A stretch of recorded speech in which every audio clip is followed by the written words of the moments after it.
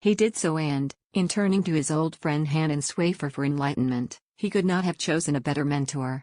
Swaffer, who had his own home circle of sitters, invited Segrave to come and meet their medium.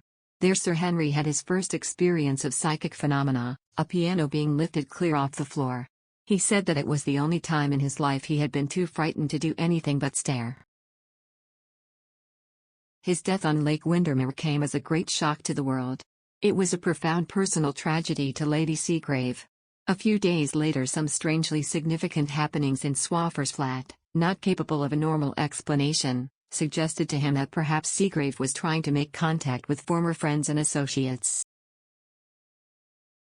Swaffer described these curious happenings in a long letter to Lady Segrave. It was the first time that anyone had seriously suggested to her that she might be able to communicate with her husband, and she characteristically gave it prolonged thought. It took her 12 months, and a careful study of Swaffer's own book on spiritualism, to make up her mind what she wanted to do. Then she wrote a letter to Swaffer. Would he please put her in touch with a medium who would help her to communicate with her husband? Swaffer's reply was to refer Lady Segrave to Maurice Barbanel. And so it was I received a telephone call one morning from Barbanel in which he asked if he might bring a newcomer to our direct voice sitting to be held that night. But you know the rule, I protested. Nobody attends these meetings without prior reference to Red Cloud. I know, he said, but if I wait until tonight in order to ask Red Cloud, at least 2 weeks must pass before I can bring my friend along. I'm anxious to avoid that if I can. I think you can trust my discretion, Estelle.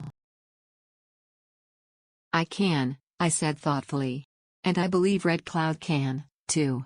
So bring your friend. I'm sure Red Cloud will approve. So Barbanel rang Lady Segrave to extend his invitation, but she was unable to accept. A previous engagement made it impossible for her to be present that evening, but she would be grateful to be asked to the following one. Barbanel therefore came alone.